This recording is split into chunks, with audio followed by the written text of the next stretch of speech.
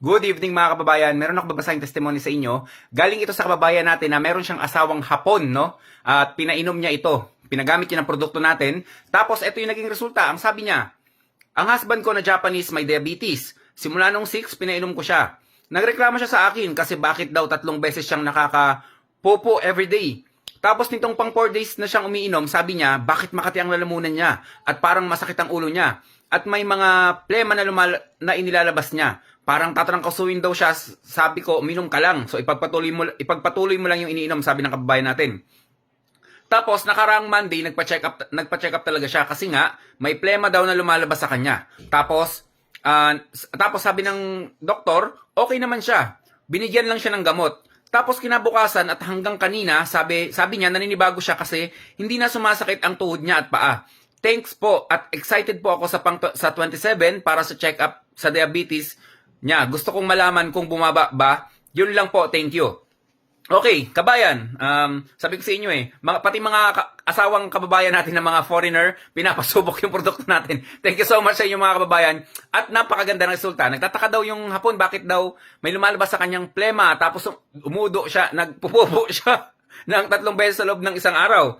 Tapos yun nga, nagpa-check up siya, sabi naman ng doktor, okay naman siya. So ganito yan mga kababayan, yung pag-detox ng katawan natin, nilalabas yan sa pamamagitan ng pagdumi, iihi ka, and then yung plema na nilalabas sa katawan mo, na yun nga, sabi niya ano nga daw, lumalabas yung plema sa kanya. Ganyan yung trabaho ng lunas natin at saka yung Alkalife natin, itinutulak yan palabas yung mga hindi dapat nasa loob ng katawan natin, itinutulak yan. Mga kababayan, be proud sa produkto natin, be proud dahil ang lunas is lumabas ito sa Pilipinas, no?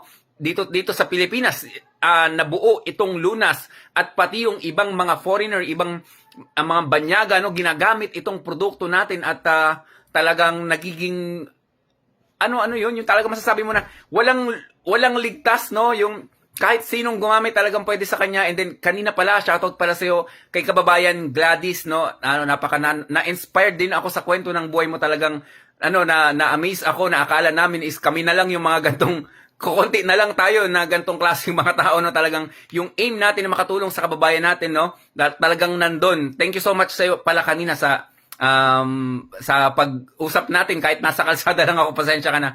At nandun siya sa Thailand. Ingat ka dyan, kabayan, na ingat ka dyan palagi. Pag uwi mo ng Pinas, welcome na welcome ka. Mag-meet tayo. Anyway, so balikan natin si kabayan. Sana daw bumaba na yung kanyang diabetes. Meron ako kaninang testimony, kanina lang, fresh na fresh. Meron pa siyang inilabas na laboratory. Regarding sa blood sugar mga kababayan, kayang-kaya yan ng Alkalife natin, kayang-kaya yan ng Lunas Herbal Capsule natin. Basta lagi lang din may disiplina ka lang sa pag-inom. Talagang walang imposible. Basta lagi kang nadidetox at naiiwanan ng probiotics yung katawan nyo, makakatulong talaga yung produkto natin. Yun lang mga kababayan. Thank you so much sa inyong lahat. Stay healthy. Ako si Chance at ako magsasakang gala.